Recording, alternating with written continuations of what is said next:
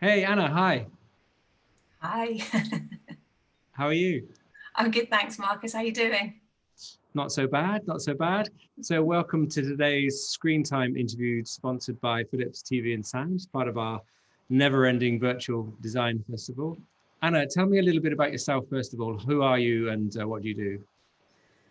My name's Anna Murray. I'm the co-founder of, we call ourselves a conscious creative organisation called Paternity. We started in 2009. I say we as me and my co-founder Grace Wintringham. And well, I'm going to talk about what we do in the talk, but we explore how pattern can positively shape our lives and navigate times of great change, I suppose. Times of great change, such as now, for example. So where is Grace today then? I remember we did a talk together a few months ago.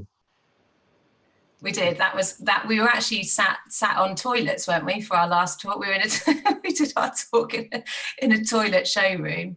But yes, Grace is now she's in Glasgow. Grace lives in Glasgow, so we run a studio between London and wherever else we might be. And Grace is in Scotland, and yeah, we're kind of a nomadic design organisation, I suppose. So she didn't want to come on the talk just in case we ended up doing something stupid like sitting on toilets. Exactly. Yeah, exactly. Maybe yeah, I was going to say maybe she sat on the toilet. We don't know. We'll get her. She sends her love. She sends her love. And where are you exactly? Because I can see a nice little domestic like background there with lots of very carefully arranged cushions. Yes, that I swap that I swap one of those before we started. So this is my living room, my very quite zen living room with lots of paternity bits. I live near the Barbican, so I live near kind of Old Street, which is a very different place in the last few months to what it's normally like. It's been And fascinating. you live in central London. And how has the whole coronavirus time been for you? It's been very reflective, really. It's been a powerful time. I mean, it's been a very difficult time for personal reasons, but it's been I've really felt the shift in awareness of not just how delicate we are, perhaps, but how interconnected we are, and how perhaps we're being called to reevaluate the way that we're living. And if it is it sustainable, is it healthy, is it good for us personally, is it good for us as a planet?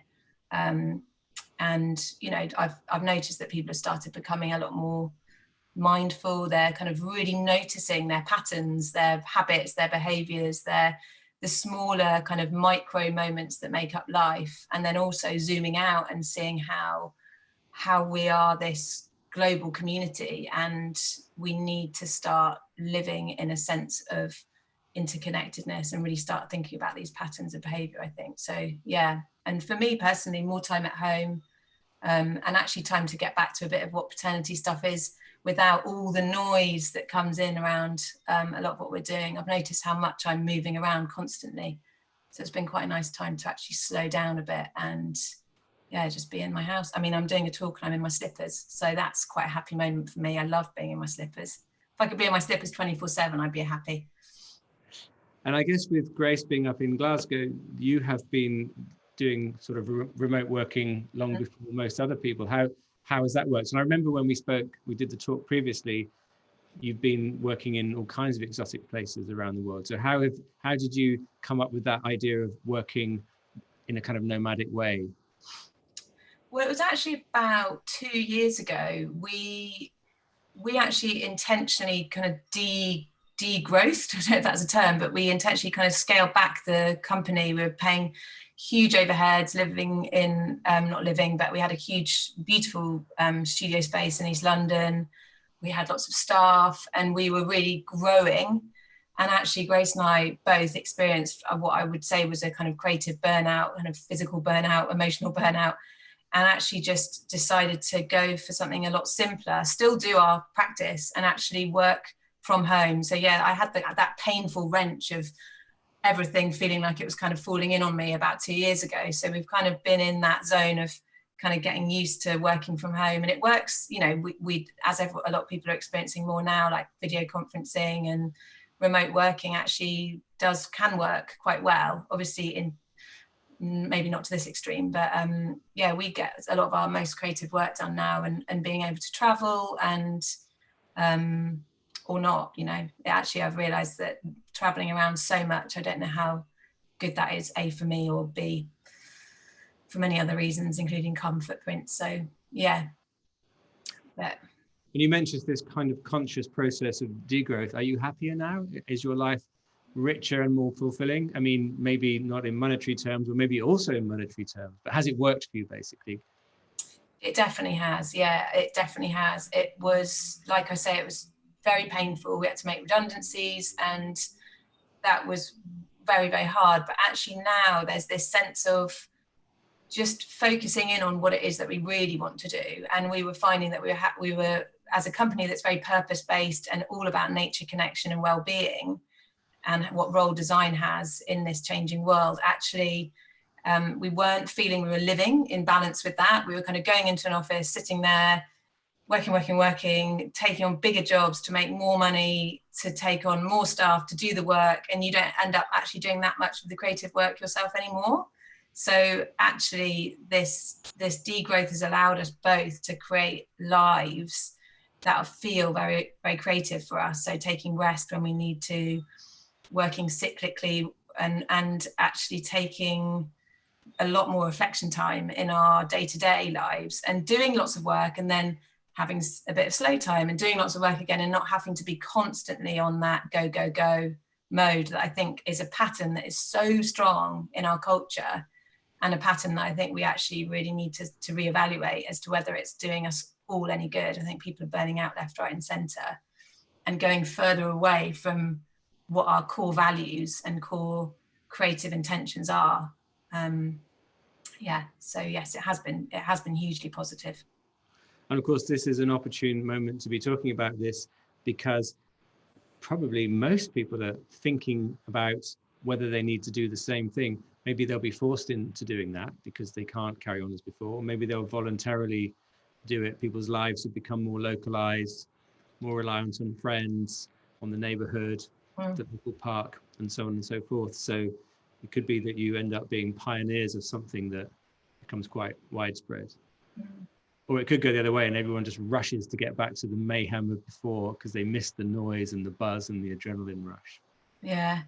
One thing that I've really noticed is how it's enabled me to connect more with my local community. So I discovered in this time that there's a local allotment, and you know I'm in charge of the geraniums in the local allotment, and you know my neighbour gave me some beetroots that she'd grown, and I think this is one of the keys in how we reimagine cities and community spaces, particularly those based around nature and growing. You know, let's kind of let's like reorient growth. It's like, let's reconnect with our food, our local communities, our health, our patterns of being, you know, our creativity. And I think there's a lot to reform. I mean, I woke up to birdsong because everything was, you know, dead, quiet in Old Street roundabout. I mean, it's like the Golden Gate Bridge here. It's always under construction. And for once, the birds were singing. But last week, it all started getting noisy again, and building work start at 8 a.m. and finish at 6 days a week. So the noise is returning, but I think we've had that taste of something different. And I think it's actually a real moment in our human history that we've had this taste of something special that I think could set some very different patterns in motion for the future, because we've shared this collectively as well, haven't we? Well, many of us.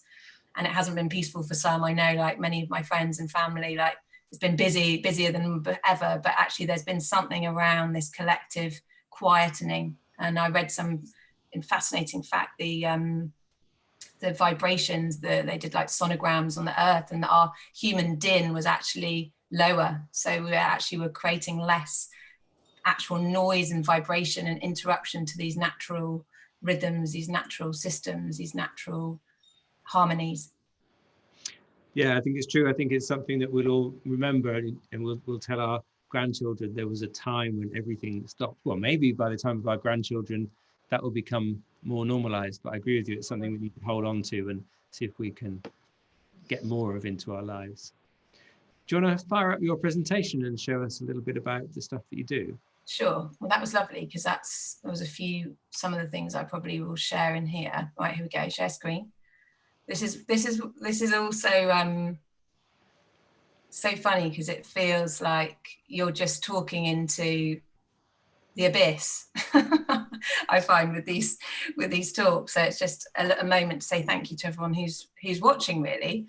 And I'm gonna talk this through. This is going to be about 15 minutes, probably a little bit over 10 minutes. And I'm just going to talk a little bit about the organisation that Grace and I founded back in 2009.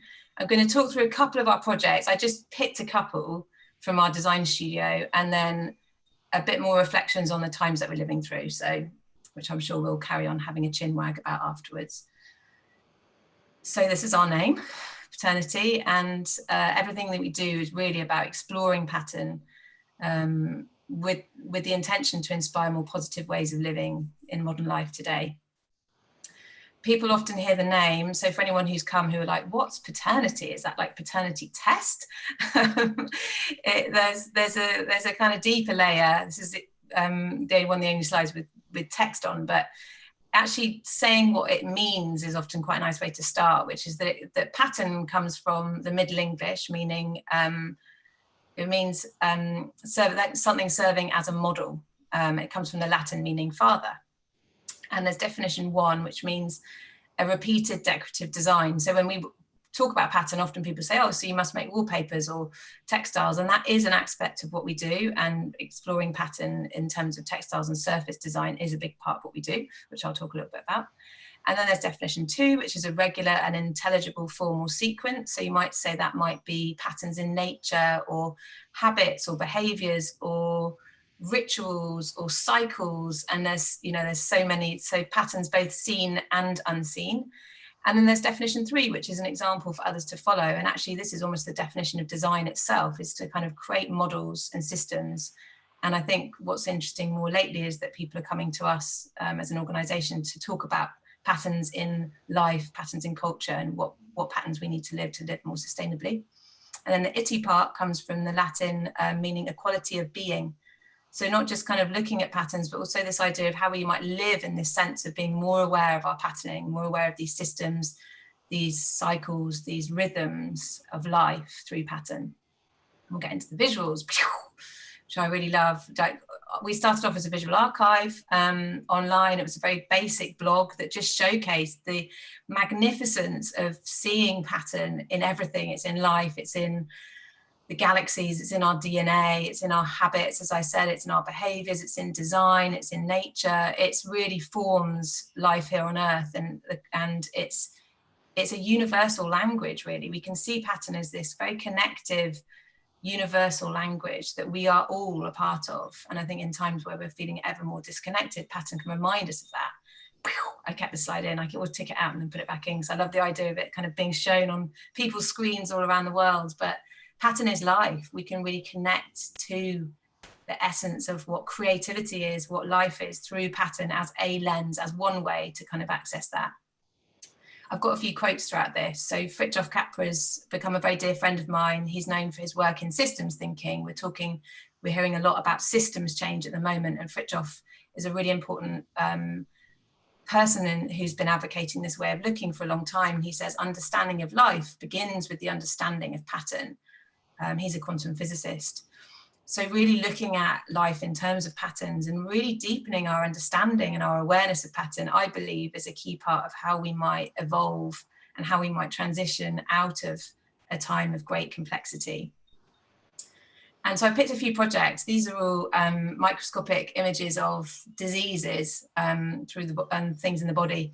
So we, obviously this is super topical. We actually collaborated with the Wellcome Trust back in 2016, and this is a project that we did called Infectious Pattern. We designed their windows, which are all down Euston Square, and it was really about communicating the work that the Wellcome does in the world of infectious diseases. So diseases can spread in days, create unpredictable patterns. So our systems are impacted by diseases, as we are living proof of today. And the research that the Wellcome Trust does helps us to see the patterns. So science and innovation is all about seeing patterns. It's seeing trends, it's seeing similarities, but we don't have all the solutions yet. So big love to the people at the Wellcome Trust who are probably working very hard right now to look at the patterns and find solutions for what we're living through right now. We've also made a film, which is, all of this is available. You can find out more online through paternity.org or our Instagram. So this was a film that we made, which I'm not going to show because it's too long, but it shows kind of all the way from the Black Death to now how these pandemics impact patterns of life. We also did a workshop. Creative workshops are a big part of what we do, where people made their own infectious patterns and to take away. So that was someone from our workshop, a few people creating some patterns of infectious diseases. We've designed the outsides of buildings, so from kind of smaller scale to big scale. This is about the tidal patterns and rhythms of the water at Greenwich Peninsula. Exploring flow and flow states and water is a huge part of what we do, actually. It's one of the kind of core threads of what Paternity is, and really connecting to nature and the elements. So we curated a 5-day festival all about flow and bringing together scientists with creatives, with those working in spiritual explorations, and really thinking about the both inner sense of flow in our bodies and the outer connection to the flow in the earth. This is a very, very, very dear friend of Paternity and Grace and myself, Susan Rozzo, who's a sound worker. She lives in Colombia, working with indigenous music and instruments and vibrations and patterns. I talked about the building works before. So this is the art of cymatics. For those who haven't seen it, this is when you visualize sound through matter. So I'm obsessed by this because it reveals these incredible patterns. And it's known that harmonious sounds create beautiful patterns, and sounds like crashing roadworks create very dissonant patterns. So what does this say when we can start to visualize how we are impacted by the patterns and vibrations around us? We've also designed with Penguin Vintage last year some of the world's most, so these are the book covers that we designed, some of the world's most iconic science and sustainability books, from Adventures in the Anthropocene to The Origin of Species, Charles Darwin, Cradle to Cradle, an amazing book on circular design, Guns, Gems and Steel, and Sapiens, which many people are very aware of. And how we can actually work together, how we can come together to find solutions right now and use our design awareness, use these powers of connecting the dots together to find solutions to these times that we're living through. And, as Sapiens points out, not seeing ourselves as top of the triangle, not seeing ourselves as humans as any superior to any other living being. And of course, not seeing ourselves as white humans, seeing ourselves as any superior to anyone else of any ethnicity. We really need to change these patterns. And William McDonough, Cradle to Cradle, he says, here's where redesign begins in earnest, where we stop trying to be less bad and we start figuring out how to be good.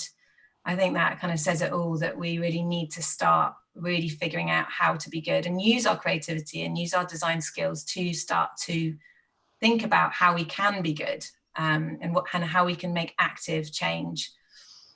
Because we are living in this age of overwhelm. We're living through an age that feels so shattered. Our systems feel broken. It feels complex. It feels overwhelming. We were saying just before, Marcus, this is based on a talk that I've been doing for years now, over 5 years at least. And it feels all the more potent now than perhaps ever before, because we're feeling this sense of shattering and this feeling of dis-ease with the system that we're part of. And we're seeing the earth like a resource, and we're impacting these elements of the earth, the water, the air, the earth. We're really this extractive modality of seeing the earth like something that we can just continually take from, is really running its course, and we're seeing the impact of that. And our overconsumption patterns are really having an impact on people all around the world. This is the Rana Plaza disaster, and the impact that our overconsumption is having on the earth and on the people of the earth. And not only that, I'm a big advocate of well-being, and Grace and I talk a lot about sustainability in terms of also sustainability of the self. We're seeing ourselves as creatives, as designers, as also cogs in a machine. We're seeing that kind of mechanized approach to how we live, and there's more mental unhealth than there has ever been in history, more people on antidepressants than ever. and burnout rates are through the roof. And it's because I think we're not living in this natural, rhythmic, in harmony with nature way. And we need to come back to that.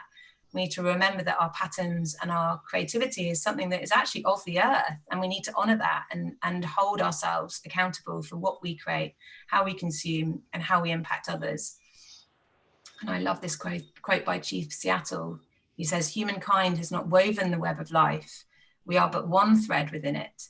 Whatever we do to the web, we do to ourselves. All things are bound together. All things connect."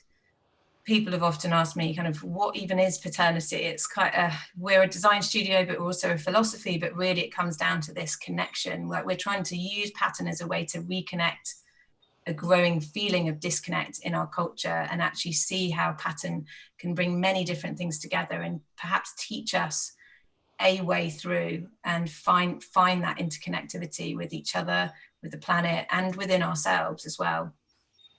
And I am quite hopeful, actually, because I think we're living through an incredible time in history. We're feeling it at the moment. Again, it depends what lens you look through it, but we're actually living through huge scientific innovation. So we have the CERN Hadron Collider to the right, which is actually only backing up ancient indigenous wisdom, this indigenous earth-based. This is a lady from Bhutan. And this earth-based way of really knowing that we are of the earth and we are deeply interwoven and interconnected parts within a whole, within that web of life. And modern science, quantum physics, is only backing up what indigenous elders have been teaching for many, many, many years. And we need to go back to go forward.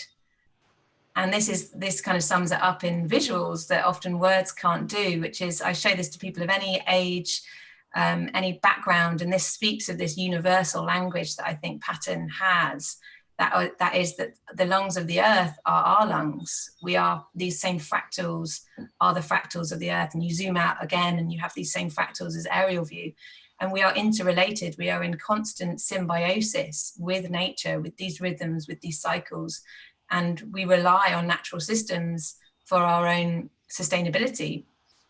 And it's also beautiful and playful, a cabbage and a brain. How marvelous and joyful this image makes me. I can sometimes get nervous doing these talks, and as soon as I get to this bit and I see these visuals, I just think, oh, it's so lovely remembering that we are part of this web of life, this interrelatedness with nature.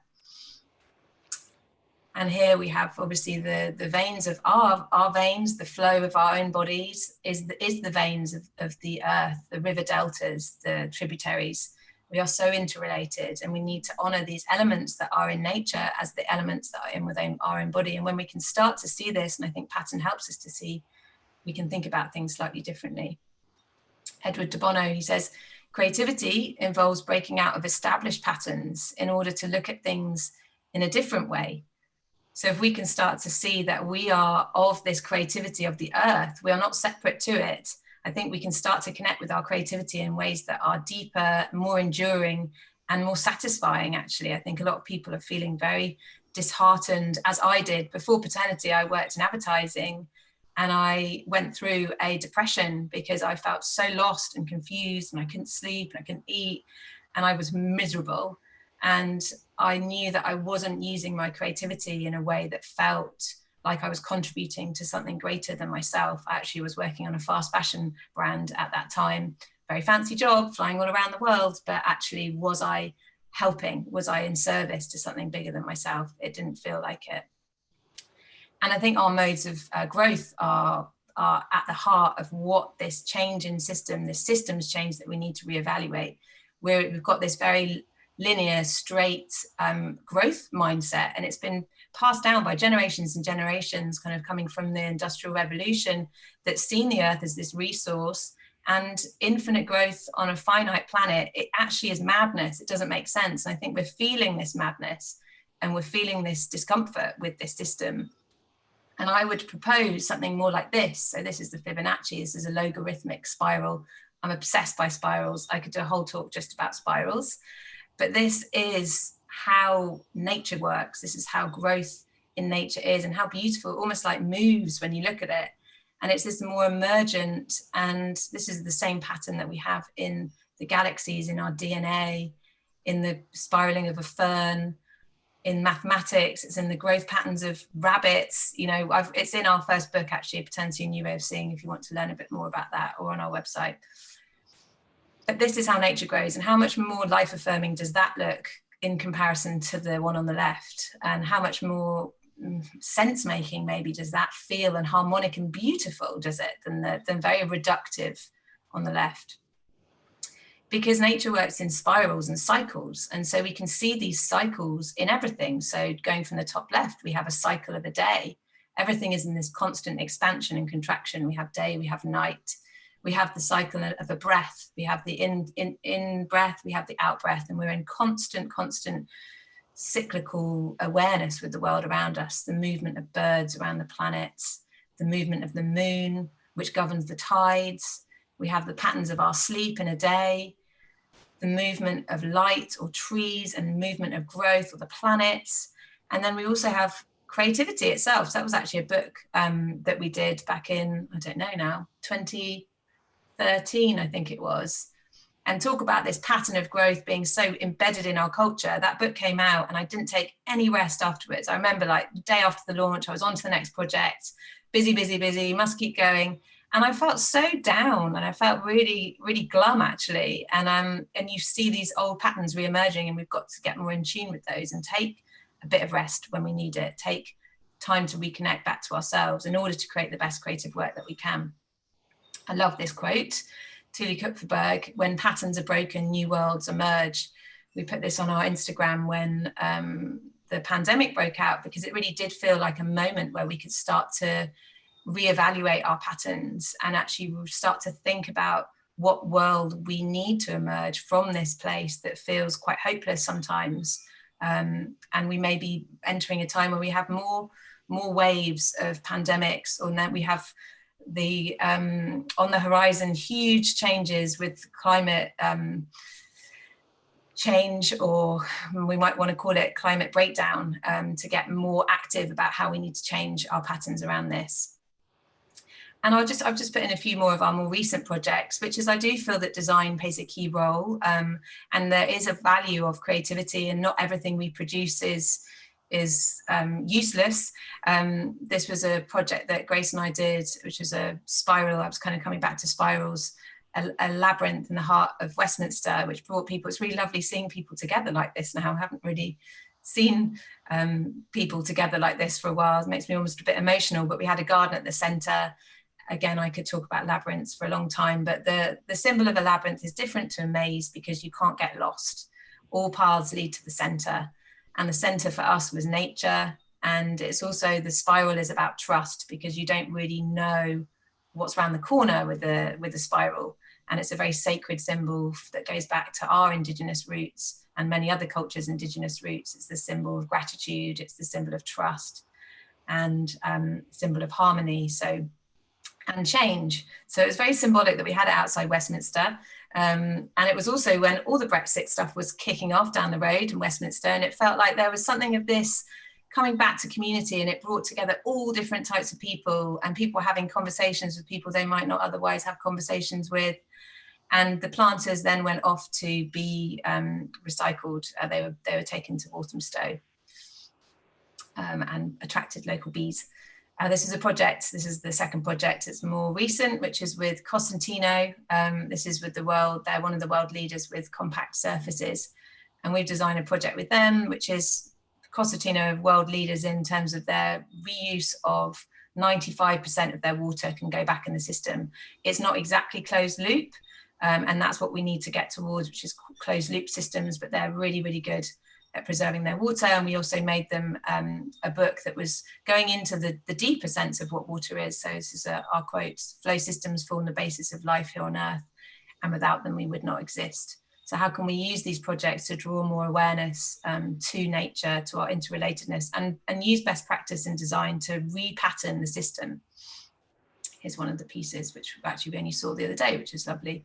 People are starting to use it in their homes. And we're also starting to run creative support circles. So I think that online, so we're running paternity courses and ways to connect people to their inner creativity and actually hold space for people, designers, creatives, people of all different backgrounds to start to come together and question their creativity and their part within this system and what needs to change and shift. And really some of the big questions that are coming up right now around what we need to change. Here's a beautiful image of the soil. For example, it takes 500 years for an inch of topsoil. And we have 75 years left at the rate we're going of consumption of having topsoil, and topsoil is essential for life on Earth. So these are big things, big systems. And I think even becoming aware of things like soil and how long it takes for this, the creation of soil, the breakdown of bones, of all the microorganisms, of the rock.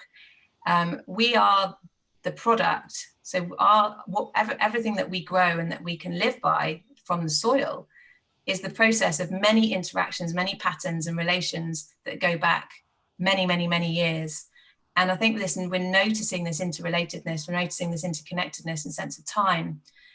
And this directly links, I feel, with what's happening, the uprise and Black Lives Matter movement, and noticing our own compliance in a system that is dominant on people of, so BIPOC, Black, Indigenous, people of color. And this is a quote from Me and White Supremacy, which I cannot recommend highly enough to anyone in design, anyone in creativity, anyone in the planet right now. And it's about repatterning, noticing these patterns, these inherent patterns in our culture. And I'll read her quote. This is my last slide. Do this work because you believe that every human being deserves dignity, freedom, and equality. Do this work because you desire wholeness for yourself and for the world. Do this work because you want to be a good ancestor. And we have much repatterning to do. I'm going to end actually on this side, which is a beautiful seed under the microscope. I think we all have a part to play. We're all different. We are all creative in different ways, and creative can be in so many different ways beyond being in design, but that's a key part. And I think we need to come together, and we need to start creating with this consciousness of how interconnected and interrelated we are, and start disseminating some of these power over systems that have really been the pattern for the last several hundred years and more. And it's really time to change. So I think this is, that's my last slide, my favorite slide of all. This is also my screensaver. A tomato seed, a baby's head, and a galaxy. The patterns that we create now will impact the lives of generations to come. And we have a lot to work on. We have a lot to think about. We have a lot to change. And let's do it from a place of compassion and love and care and interconnectedness. The end. Thank you, Marcus. Thank you out there. All the thousands of people that are watching you. Do you want to unshare your? Yeah. Is that right? Yeah, can see you now. Thank you very much. Just a quick question then. So you worked in advertising before, and you got disillusioned with that. Mm-hmm. And I know that you say you do all kinds of things, and you've written books and you do courses and things like that. But why did you settle on design? Because the ideas that you promulgate could be TV programs. You could start a yoga retreat. There's all kinds of ways that you could take that philosophy into some kind of business environment. Why did you choose design? That is a very good question. Well, Grace's background was very much in design. And mine also, really, my kind of education was more, it was very design based. So both of us had a design background. And design is, I mean, as I said, it's almost the same definition as pattern. So we can look to design to find models and ways to navigate. And I think it's important for Grace and I, actually, that design, obviously, there's many different aspects of design, but creating tangible, designed, bridging this material with the immaterial, I suppose. I think design plays a key role with taking a lot of complexity and making it simple and accessible. Take that labyrinth, for example, like designing that space and making it something that people could engage with and navigate with. And I think design has an important role as a bridge between many worlds, actually. So like you say, I mean, the TVs and things like that is stuff that we're exploring as well. But I think that design is this core node, because you can look to design as well of like the design of nature. You can look to sacred geometry. I mean, it's mind-boggling how our lives are fit within these designs and principles. So I don't know if that answered your question. Yeah, I think so. Also, in design, pattern is often seen as something quite trivial, like surface decoration. So you must get a lot of people coming to you saying, oh, I like pattern. Can you decorate my whatever? how do you say to them, oh, well, no, that's not what we're about. But of course, pattern is a visual thing as well. So in a way, it's true as well. Yeah, totally. And I think that there's layers, like I said at the beginning, there's layers to how it works and how we work. So we're often open to collaborations, but it has to be that people are sensing that there's a deeper aspect to it, I suppose, because it does work on both layers. And it's not to say that people working in textiles and pattern design aren't, again, playing their key role. I think everyone plays their key role with this, with the change that I think we need to make in our culture. But yeah, there's sometimes, you know, Grace and I started Paternity because we didn't want to be pigeonholed. And as soon as we made, one of our first products was patterned tights, which we still love, you know, and you can see a lot of our pattern stuff here. As soon as you do one thing, people go, oh yeah, so you make tights, you're a company that makes tights. And you're like, it's one part of what we do. But I think Paternity is quite an anomalous organization. You know, I don't know if my mum's listening. Hi mum, if you're listening. But even mum, you know, mum finds it impossible to tell family what it is on earth that I do. So. And when you get involved in a project, do you have criteria where you decide whether to do it or not? Do you only work with ethical organizations or people that you feel some kind of affinity with? Or would you take on anything if a sort of, I don't know, like a nuclear power company asked you to, would you do no. that? No. It's funny. We often try and think of like what would be the worst. And of course, it's hard to pinpoint a worst thing. I was talking to my friend Roxy, who runs something called the Right Project, which is an amazing organization that does guidance for people trying to find more sustainable practices. And I was asking her, you know, should we just all not be buying any clothes right now, or some places better than others? And it depends where, you know, is it about environmental impact? Is it about people? It's so complex, I think, how you pick out one thread and you find, you know, you pick out one thread and it's connected to everything else. So I think, yeah, in terms of, we have turned down quite a lot of projects. Yes. I think what would define when we like to work on a project is if there's a way that we are able to tell an important story around our connection to nature and each other. And if they're open, like Cosentino, I gave that example, they've been super open to the other ways that we can communicate the project. And actually they are they're quite a family business. They're very respectful of our creative process. And I think a lot of the time, again, this top-down kind of process that sometimes you find yourself in, where you can see that clients are seeing you as this kind of thing they can just extract creativity from, versus a regenerative collaboration and really honoring design, creativity, giving people time and not kind of rushing things through. And yeah, so lots of different ways that we've worked. But I won't mention the company that it was, but there was a defining moment when we could have taken on a big job 2 years ago for really loads of money.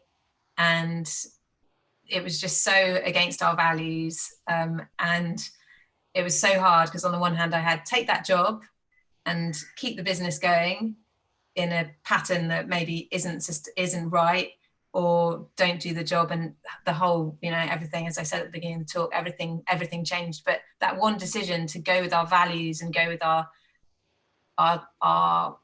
values actually set a course for something that was a lot more positive in the long run, albeit not in the short term. And finally, you said quite early on in your presentation that you're quite hopeful. So share that with us, make us hopeful too, because there's lots of reasons to not be hopeful at the moment. But what is it you're hopeful about, and what do you think can emerge from this situation? And what can we all do to make it more likely that that will happen? Okay. I'm hopeful because I feel like there's a lot of people doing a lot of incredible work, and I see it, and I'm involved with a few strands of things that are really starting to shift away from this idea of this, again, this kind of top-down hierarchical system, and lots of grassroots organizations, creatives, people working in well-being, who are really starting to also know themselves as people in order to then come about this positive change in a way that is going to be sustainable and strong. And I feel, I don't know if you know what mycelium is, or what mycelium looks like. Yeah. So this fungal network of mushrooms that is this web of life all around our earth. And I see almost, and it transmits information and nutrients, and we don't see it, but it's happening, and it's alive. And I see that with what's happening with a lot of the nodes that I feel plugged into, some of them, and many squillions more that I'm not, that are creating positive change, and who are saying, we don't want to be in that system of creativity anymore. We don't want to be in that system anymore. We want to create our own life affirming system. And also create communities are just lighting up. I see it. So I feel positive about that. And I feel like people are, like I said, they're waking up to the interconnectedness of things. They're waking up to their part and their responsibility and their compliancy in actually, this is why that book that I mentioned, which everyone must read, Me and White Supremacy, we're noticing how we have been actually part of something which is really damaging. And actually you notice it's not something that happens out there and we're not part of it. We're all part of it, and how we spend our money, how we spend our time. And we're waking up to our own patterns and how those patterns need to change, and doing it in a place, from a place of care. And I really see that there's a few places, maybe I should mention a few, because that's probably more positive than me just saying, oh, there's organizations. There's an organization called Bioleadership. We're hopefully running a design module, which is leadership inspired by nature, looking to natural systems to create positive change. There's Design Can, which I think you know about. There's We Are the Black Designers, Check Your Privilege. And we're running courses on conscious creativity.